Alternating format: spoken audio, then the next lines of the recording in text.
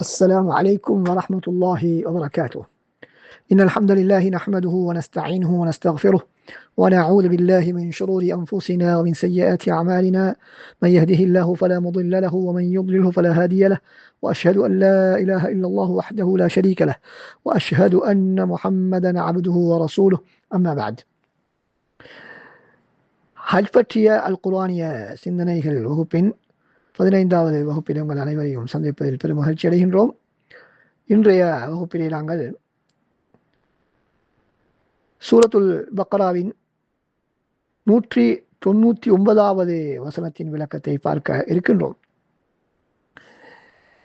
இந்த வசனத்தில் அல்லாஹ் சுப்ஹானஹு வ தஆலா என்ன சொல்கிறான்? ثم أفيضوا من حيث أفاض الناس واستغفروا الله إن الله غفور رحيم. பிறகு நீங்கள் மக்கள் எங்கிருந்து திரும்பிச் செல்கிறார்களோ நீங்களும் அங்கிருந்தே திரும்பிச் செல்லுங்கள். அல்லாஹ்விடத்திலே நீங்கள் பாவ மன்னிப்பு தேடிக்கொள்ளுங்கள். நிச்சயமாக அல்லாஹ் தஆலா அதிகமாக பாவங்களை மன்னிக்கக்கூடியவனாகவும் அதிகம் இரக்கம் காட்டக்கூடியவனாகவும் இருக்கின்றான். இதனுடைய விளக்கத்தை நாங்கள் பார்ப்போமாக இருந்தால், மக்கள் எங்கிருந்து செல்கின்றார்களோ அங்கிருந்து நீங்கள் செல்லுங்கள் என்று அல்லாஹ் தஆலா குறிப்பிடுகிறார். அப்படி என்றால் அதனுடைய கருத்து என்ன என்பதை நாங்கள் புரிய வேண்டும் என்று சொன்னால், அந்த காலத்தில் இருந்த ஒரு நடைமுறையை நாங்கள் புரிந்து கொண்டால்தான் அந்த வசனத்தினுடைய கருத்தை சரியான முறையில் புரிந்து கொள்ள முடியும். அறிஞர்கள் சொல்கிறார்கள், இதனுடைய கருத்து ஏனைய மனிதர்கள் எவ்வாறு அரஃபாவிலே இருந்து முஸ்தலிஃபாவை நோக்கி செல்வார்களோ அதே போல எல்லோரும் அங்கிருந்தே செல்லுங்கள் என்று சொல்கிறார். அப்படி என்றால் யாராவது அரஃபாவிற்கு செல்லாமல் ஹஜ் கடமையை நிறைவேற்றி வந்தார்களா அந்த காலத்திலே என்று கேட்டால் ஆம்.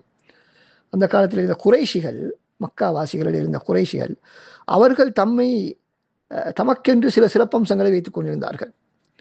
அவர்கள் சொல்லுவார்கள், நாங்கள் ஹரத்திலே வாழக்கூடியவர்கள், எனவே ஹஜ்ஜுடைய கடமையிலே நாங்கள் அரஃபாவுக்கு சென்றால் அது ஹரத்துடைய புனித பூமியின் எல்லைக்கு அப்பால் இருக்கிறது. அரஃபா புனித பூமி என்ற அந்த எல்லைக்கு அப்பால் இருக்கிறது, வெளியே இருக்கின்றது. எனவே நாங்கள் அங்கு செல்வது எங்களுக்கு பொருத்தமற்றது. எனவே நாங்கள் முஸ்தலிஃபாவிலே தங்கிக் கொள்வோம் என்று கூறி அவர்கள் அரஃபாவுக்கு செல்ல மாட்டார்கள். ஏனென்றால் முஸ்தலிஃபாவை தாண்டித்தான் மினாவிலிருந்து மக்காவிலிருந்து மினாவுக்கு சென்று, மினாவிலிருந்து முஸ்தலிஃபாவுக்கு சென்று, முஸ்தலிஃபாவிலிருந்து தான் அரஃபாவுக்கு நாங்கள் செல்ல வேண்டும். எனவே அப்படி அவர்கள் மக்காவிலே இருந்து வந்து முஸ்தலிஃபாவோடு நிறுத்திக் கொள்வார்கள், அரஃபாவுக்கு செல்ல மாட்டார். ஏன்? அது புனித பூமியின் எல்லைக்கு அப்பால் வெளியே இருப்பது என்ற காரணத்தினால். அதனை அல்லாஹ் சுப்ஹானஹு வ தஆலா அந்த ஜாஹிலிய நடைமுறையை இல்லாமலாக்குவதற்காக குறைஷிகள் அல்லாத மற்ற எல்லோரும் எப்படி அரஃபாவுக்கு சென்று வருகிறார்களோ அதே போல நீங்களும் சென்று வர வேண்டும் என்று அல்லாஹ் தஆலா இந்த இடத்திலே சொல்கிறார். ஹிஷாம் பின் உர்வா ரஹ்மத்துல்லாஹி அவர்கள் தந்தை உர்வா அவரிடத்திலிருந்து அறிவிக்கின்றார்கள், அரபிகள் கஅபத்துல்லாவை நிர்வாணமாக வலம் வரக்கூடியவர்களாக இருந்தார்கள், குறைஷிகளை தவிர. குறைஷிகளுக்கு கிடைத்த அவருடைய சந்ததிகளை தவிர மற்ற எல்லோரும் நிர்வாணமாக தவாஃப் செய்வார்கள். அவர்களுக்கு ஹும்ஸ் என்பதாக சொல்லப்படும். அந்த குறைஷிகள் அவர்களுக்கு ஹும்ஸ் என்று அழைக்கப்படுவார்கள். ஹும்ஸ் என்று சொன்னால் மார்க்கத்திலே தீவிரமாக ஈடுபடக்கூடியவர்கள் என்ற கருத்திலே, மார்க்கத்திலே மிகவும் பற்றுள்ளவர்கள் என்ற கருத்தில் அவர்கள் தமக்கு அந்த பெயரை சூட்டிக் கொண்டார்கள்.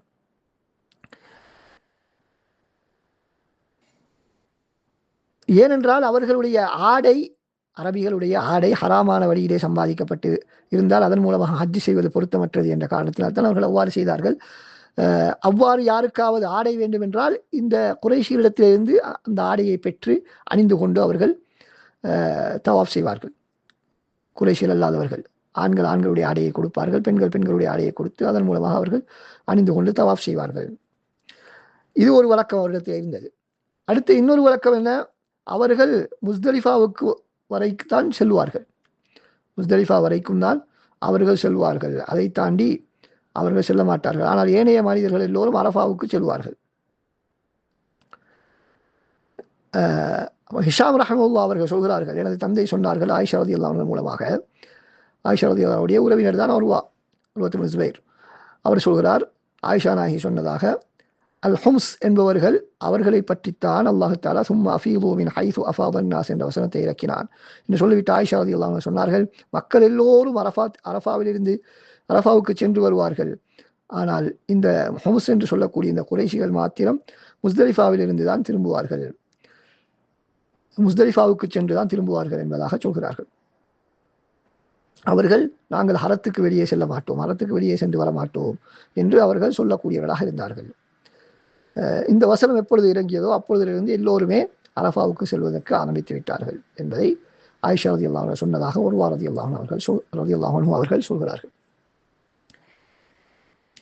அடுத்ததாக இந்த வசனத்திலே அடுத்ததாக அல்லாஹ் தஆலா என்ன சொல்கிறான், வஸ்தக்ஃபிருல்லாஹ், அல்லாஹ்வை நீங்கள் அல்லாஹ்விடத்திலே பாவ மன்னிப்பு தேடுங்கள், உங்களுடைய பாவங்களுக்காக மன்னிப்பை தேடிக்கொள்ளுங்கள். ஏனென்றால் நிச்சயமாக அல்லாஹ் தஆலா பாவங்களை மிக அதிகமாக மன்னிக்கக்கூடியவனாகவும் இரக்கம் காட்டியக்கூடியவனாகவும் இருக்கிறார். எனவே ஹாஜிகளுக்கு அல்லாஹ் தஆலா தமது பாவங்களை அல்லாஹ் தஆலாவிடத்திலே மறைக்குமாறும் மன்னித்து விடுமாறும் துஆ கேட்குமாறு வலியுறுத்துகின்றார், கேட்குமாறு கட்டளையிடுகிறார். ஏன்னா அல்லாஹ் தஆலாவிடத்திலே தான் அதை கேட்பதற்கு அவன் மாத்திரம்தான் தகுதியானவன். அன்பார்ந்த சகோதரர்களே, இந்த வசனத்தினுடைய மேலதிகமான விளக்கங்களை நாங்கள் பார்த்தால் இதில் இருந்து நாங்கள் புரிந்து கொள்ளக்கூடிய விடயம் என்னவென்றால், முக்கியமாக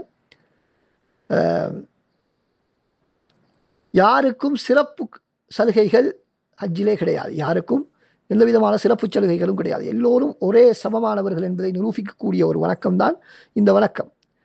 குறைஷிகள் தமக்கென்று சிறப்பம்சம் ஒன்று சிறப்பான சலுகையை பயன்படுத்தி கொண்டிருந்தது போல அப்படி யாரும் பயன்படுத்தக்கூடாது. அதனால் தான் எல்லோருமே தலையை திறந்த, ஆண்களை பொறுத்தவரையிலே தலையை திறந்து கொண்டு மேலே ஒரு போர்வை கீழே ஒரு போர்வையை மாத்திரம் போர்த்தி கொண்டு நாங்கள் இருக்கின்றோம். யாருடைய பணத்திமிரையும் அங்கு காட்ட முடியாது, யாருடைய அதிகாரத்தையும் அங்கு காட்ட முடியாது. எல்லோரும் எவ்வளவுதான் வசதி வாய்ப்புடையவர்களாக அதிகாரம் மிக்கவர்களாக இருந்தாலும் சாதாரண ஒரு ஹாஜி எப்படி இருப்பாரோ அப்படித்தான் அவர்களும் அவர்களுடைய அந்த கடமையை அங்கு நிறைவேற்ற வேண்டும்.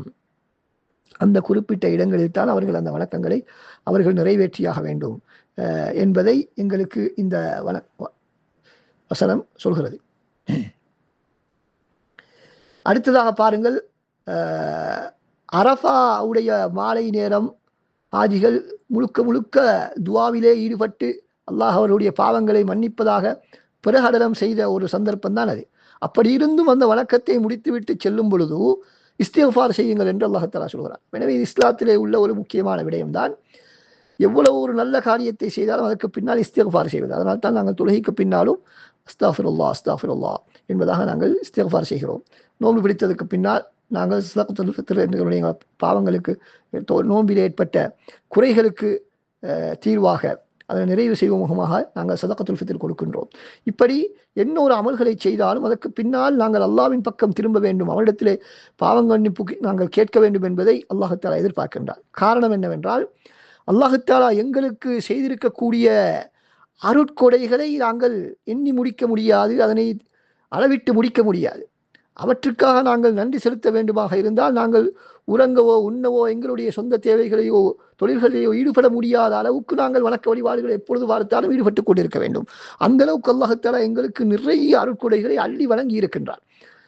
அப்படி இருந்தும் நாங்கள் அவனுக்கு செய்யக்கூடிய வணக்க வழிபாடுகள், எங்களுடைய நன்றி பாராட்டும் தன்மை மிக குறைவாகத்தான் இருக்கிறது. எனவே எங்களுக்கு அல்லாஹ் தஆலா செய்த அருட்கொடைகளுக்கு நிகராக எங்களால் அவனுக்கு நன்றி செலுத்த முடியவில்லையே என்ற அந்த கவலைக்காக வேண்டிதான், அந்த குறையை நாங்கள் செய்துவிட்டோம் என்பதற்காகத்தான் நாங்கள் அல்லாஹ்விடத்திலே பாவ மன்னிப்பை தேடுகின்றோம். அடுத்ததாக இரண்டாவது காரணம் என்னவென்றால், எவ்வளவுதான் நாங்கள் சிறப்பாக வணக்கத்தை செய்வதற்கு நாங்கள் முயற்சித்தாலும் அல்லாஹ் தஆலா அவனுடைய கண்ணியத்துக்கு தகுந்தாற்போல் அவன் எங்களுக்கு செய்திருக்கக்கூடிய அந்த அருட்கொடைகளுக்கு ஏற்பாற்போல் நாங்கள் அதனை சிறப்பாக ஒரு நாளும் செய்ய முடியாது. எப்படியாவது ஒரு குறை இருந்துதான் ஆகும், எப்படியாவது ஒரு குறை இருந்துதான் ஆகும். எனவே அதற்காக வேண்டியும் இந்த வணக்கத்தில் ஏற்பட்ட அந்த குறைக்காக வேண்டியும் நாங்கள் இஸ்திக்ஃபார் செய்கிறோம். எனவேதான் நாங்கள் தொழுகைக்கு பின்னால் நாங்கள் சொல்லக்கூடிய அந்த இஸ்திக்ஃபார் ஏதோ ஒரு எந்த விதமான சிந்தனையும் இல்லாமல் நாங்கள் சொல்லக்கூடாது. மாற்றமாக, யா அல்லாஹ், நான் இந்த தொழுகையை நான் உனக்காக தொழுதேன், ஆனால் அதிலே நிறைய குறைகள் இருக்கின்றன.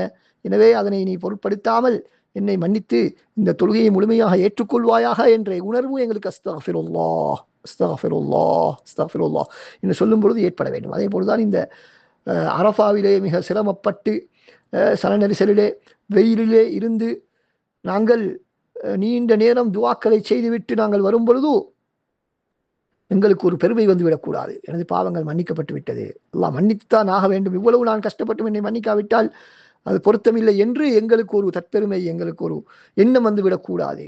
அதனால் தான் நாங்கள் பார்க்கின்றோம், ஒரு அறிஞர் சொல்கிறார், இப்ராஹிம் அலைஹிஸ்ஸலாம் அவர்கள் காபாவை மிகச் சிரமப்பட்டு கட்டியதன் பின்னால் கூட ரப்பனா தகப்பல் மின்னா இன்னக அன்தஸ் ஸமீஉல் அலீம், அல்லாஹ் இதனை எங்களிடமிருந்து ஏற்றுக்கொள்வாயாக என்று அவர்கள் பிரார்த்தனை செய்கிறார்கள். அவர்கள் ஏதாவது தவறு செய்து விட்டார்களா? இல்லை. அவர்கள் நன்மையான மிகச்சிறந்த உலகத்திலே ஒரு மிகச்சிறந்த காரியத்தை செய்துவிட்டு கூட அல்லாஹ்விடத்தில் அதனை ஏற்றுக்கொள்வாயாக என்று பிரார்த்திக்கிறார்கள். அல்லாஹ்வுடைய ஏவல் பிரகாரம் தான் அதனை செய்தார்கள். அப்படி இருந்தும் அல்லாஹ் தஆலா ஏற்றுக்கொள்ளாமல் சென்று விடுவானோ என்ற ஒரு அச்சம் அவர்களுக்கு இருந்தது. எனவே அதனால் அல்லாஹ்விடத்திலே அதற்காக வேண்டி துஆ செய்தார்கள். ஆனால் நாங்கள் சிறு சிறு காரியங்களை செய்துவிட்டு கூட அல்லாஹ்வுக்கு நாங்கள் சொல்லி காட்டக்கூடிய ஒரு நிலைமை எங்களிடத்திலே இருப்பதை நாங்கள் பார்க்கின்றோம். இந்த பண்பு எங்களிடத்திலே இருக்கக்கூடாது, இந்த பண்பு இருக்கக்கூடாது. எனவே வல்லவன் அல்லாஹ் சுப்ஹானஹு வ தஆலா எங்களுடைய ஹஜ்ஜுடைய அமல்களை சரியான முறையில் நிறைவேற்றுவதற்கும் அதில் ஏற்படக்கூடிய குறைகளுக்காக வேண்டிய அவரிடத்திலே பாவ மன்னிப்பு தேடக்கூடிய அல்லாஹ்விடத்திலே கெஞ்சக்கூடிய இறைஞ்சக்கூடிய பணிவுடைய மக்களாகவும் நம் அனைவரையும் ஆக்கியல்வானாக. அஸ்ஸலாமு அலைக்கும் வரஹ்மத்துல்லாஹி வபரகாத்துஹு.